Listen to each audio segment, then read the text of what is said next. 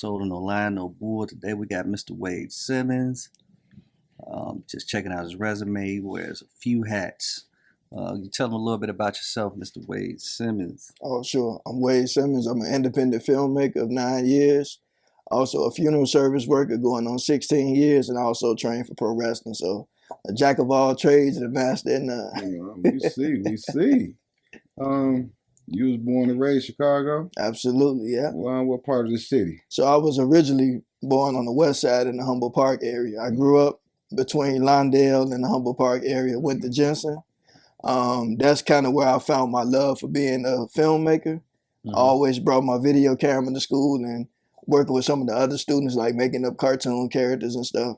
Yes, sir. And then I also knew that I wanted to be a funeral director as well in elementary school. Oh. So everything that I'm doing was already with me since a childhood. Yeah, so you started early with it, huh? Absolutely. You had them thoughts and made them come to life. Yeah, you got to make it happen. Yeah, see, Chicago, they produce some tough people. How did you grow up here with the mindset?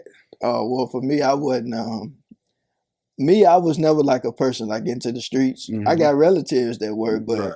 Me, I was more kind of reserved, chill, laid back, pretty much got along with everybody. Mm-hmm. But I just, I've always been like a person that appreciated life and just loved people, Exactly. And so I just try to, just motivate people to be more positive and show love and share love.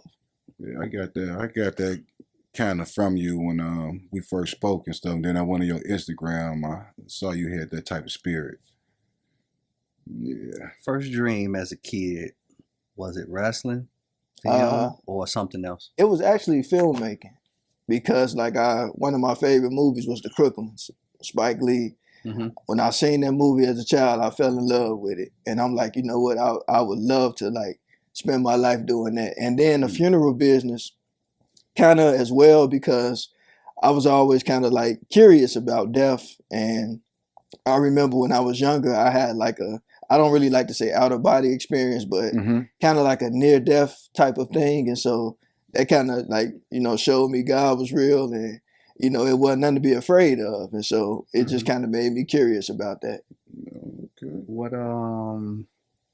What kind of education or do you have in the filming industry, or did you go to school for it, or you just kind of picked it up as a hobby and got good at it? What? I actually went to school for it. It was funny because I never thought I was going to go to school. What ended up happening was I went to school to be a mortician first. Okay. And the school that I went to, it was hard.